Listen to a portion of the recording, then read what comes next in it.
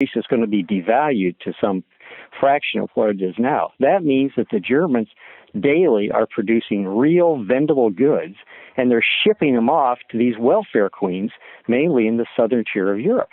So from a sovereignty issue, sure, Greece is a sovereign nation, and Cyprus, has a big problem on his hands.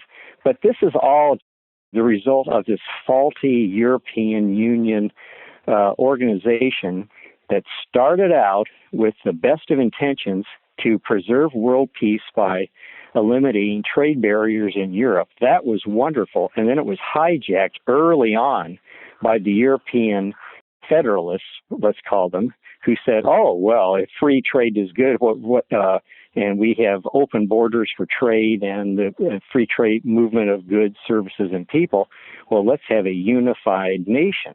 Well, this just went too far. And it's become a socialist organization where supposedly all of Europe, everyone of Europe is responsible for everybody else's debts. Well, that's just a prescription for failure. So I think this is the big problem, is that the European Union is really just another further down the line of 150 years of European socialism that started back in the days of Otto von Bismarck. And it's just, Greece is another early victim, so to speak. They're a victim in one way, as you say, a loss of sovereignty, but they've been taking advantage of really the implicit supposed guarantee that Germany, in effect, will pick up the bill for everybody's profligacy. And the Germans are just running out of patience, and rightfully so. They should have run out of patience a long time ago. Well, it's interesting to note that European integration, of which the Euro and the Eurozone are parts, was designed to reduce nationalist tensions between countries like Greece and Germany. But instead, we see that by yoking everyone together under one currency, we've actually intensified those tensions. Well, that's right. There are all these countries that occupy the same kind of landmass that we call Europe, but the United States, Canada, and Mexico occupy the same landmass that we call North America.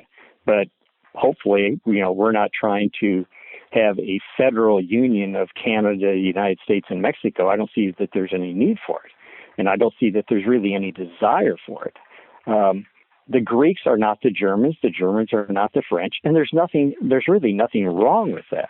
What they really have to embrace, instead of saying, well, we all must be under the same political leadership, they should just embrace free market capitalism. Free market capitalism is the panacea to all this. In fact, there's absolutely nothing that can be gained by any country by joining the European Union that it cannot achieve by simply declaring itself to be a free trade nation. That's all it has to do. Just become a free trade nation like Hong Kong was, like Singapore has been, and just allow goods and services to come and go and allow people to set up businesses. You still are a sovereign country. You're still maintaining law and order. You still have control of your individual country's boundaries, but you're open to the world and you are a peace-loving commercial nation. This is the path to true peace in Europe, not forcing everybody to adopt to a German model or a French model or an Anglo-Saxon model that certain countries aren't going to like. They can all have their own model, but they should all trade freely with one another and live in peace. The debt crisis and the insolvency that the Greek government is facing is due to the fact they owe a lot of money to a lot of different creditors, but chief among those creditors is basically the Eurozone itself, this European stability mechanism, which is backed by all 19 Eurozone countries, is their single biggest creditor. And that's also the entity from which they seek their current bailout to keep going, running on fumes for a while. You bring up Germany. Why all the focus on Germany? Why all the hatred directed towards Germany? Is Germany simply the most solvent and biggest lender within this European stability mechanism? Oh, yes. There's no question that they are. There's a website that you can, if you just Google Target 2, Target, and then the numeral 2, Target 2. That will show you all of the countries that are in the European Union. It'll be a chart, and it will show which ones have a debit balance with the European central banks and which ones have a credit balance with the European Central Bank. So this is a key thing for the bank, and it really shows in graphic detail that Germany is supporting all of Europe. Many of the countries have deficit balances. In other words, they owe the European Central Bank money. They have not been settling their accounts. Their own individual national central banks, such as the Bank of Greece, have not been settling their outflow of deposits with real goods or with real assets. So they're just in effect, the European Central Bank is allowing Greece and other countries to run overdrafts. Germany is running the 500 billion euro credit balance. So Germany is carrying all of Europe, frankly, pretty much all of Europe financial. I think the Luxembourg is pretty much an even keel. I think the Netherlands are pretty much an even keel, maybe Finland. But Portugal, Spain, Italy, even France, all the usual suspects are running big deficit balances with the European Central Bank, which means that the European Central Bank is printing money and giving it to these countries. They're buying real vendable goods, and Germany is footing the bill for it. If Germany says they're going to leave, they're going to stop it, they're going to stop doing this, which they should do, then the whole thing has to come to an end because there's nobody else supporting it in any kind of meaningful way. But this is nothing more than to say that at some point in a socialist organization, the people who are paying the goods just say they're not going to do it anymore.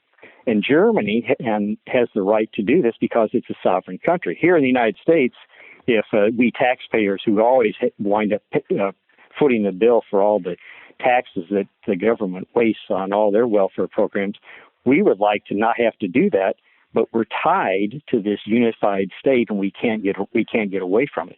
Germany can get away from it. And it would actually be good for all of Europe. See, these countries have to learn to stand on their own. If they had not had the European Monetary Union with the implicit guarantee of their sovereign debt, then countries like Greece and Portugal, Spain, Italy would never have gotten themselves into the pickle that they're in. They would have had to balance their books a long, long time ago. So, Patrick, the European government, the European Central Bank become insolvent. They become unable to service the interest on the national debt they've issued. How does that mechanically trickle down to Greek commercial and retail banks so that individual Greeks are unable to obtain euro, unable to access their funds at their own retail banks? Well, I think we're talking about a Zimbabwe situation. I think, where the money just becomes, there are no euros in Greece. The Greeks are running out of euros. The banks are running out of euros. Physically. And really the only salvation for Greece, I thought, if I could, tell Cyprus and Verasoukas or whatever his name is, what to do, I would tell them the first thing they should do is repeal any legal tender laws. Allow the people to conduct their business in any currency they wish. Do not put on capital controls. You're just going to have to let this whole thing work its way out through the free market, but give the people freedom. Give them financial freedom and give them economic freedom. They've got to repeal some of these terrible labor laws that they have over there and stop telling people that somehow they are, that they're going to be guaranteed a wage above what the free market will pay. It's not going to be easy. As we've seen in Eastern Europe, when the Soviet Union collapsed, the countries that embrace free market capitalism the earliest and really the most vigorously are the ones that recover the quickest. And the ones that say, well, we're going to gradually, get rid of the socialism, well, it drags on and it just keeps getting worse and worse and it drags on and on and on. So there's no substitute for free market capitalism, and that's what they need.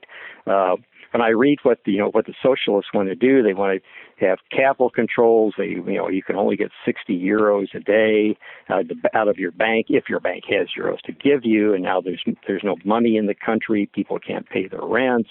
Right? The whole economy is going to come to a grinding halt.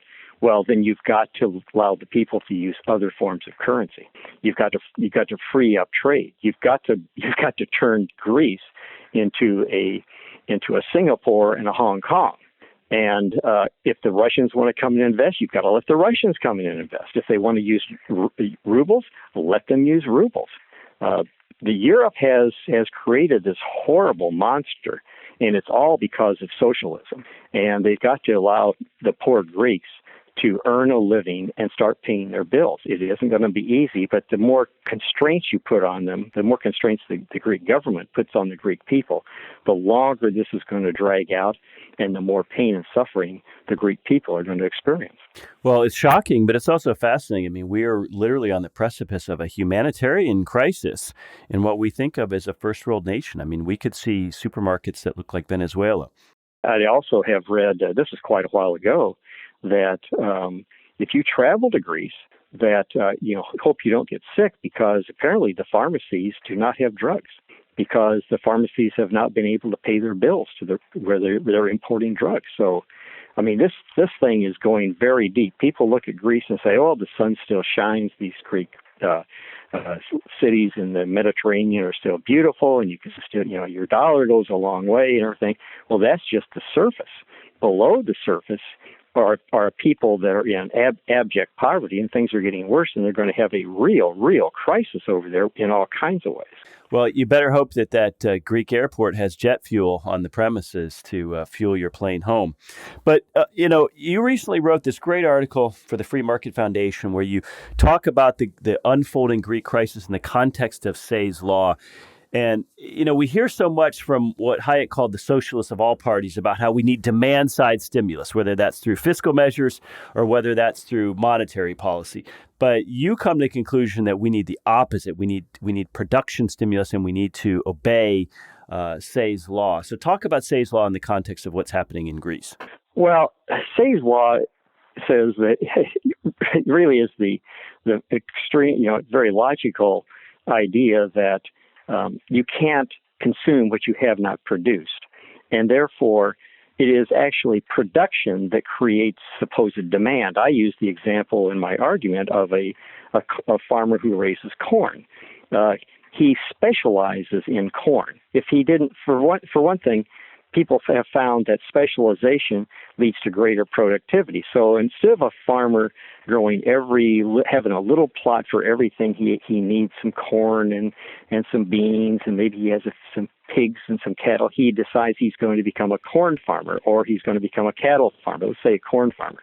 So he specializes in that. Now, he may have some corn that he consumes for he and his family, and maybe to feed some livestock that he keeps around. But mostly he sells the corn to receive money, which is the indirect medium of exchange, so that he can buy other things. So his corn crop, his actual production, is his demand. This is what Say's law is saying, that it is your production with which you command other goods from who are also producing surplus goods, because they are specializing in other things. So that's Say's law. Now, the socialists try to turn this on its head and say, "Oh no, we need to produce demand first, and somehow by creating demand, we will magically entice these goods, out of the marketplace." And when you have a sound money environment, this becomes illogical on the face of it. For example, if the king says, "Well, I'm going to stimulate the demand and the economy in my kingdom by living in luxury and buying luxurious goods and fielding a great army, and I'm going to do it with gold," well, where is he going to get the gold? He's going to tax the people for the gold, or he's going to borrow it. So he pulls this. He reduces the people's ability to produce by taking their gold and spends it himself. So the people would recognize right away that in a sound money environment, this is just ridiculous on its face.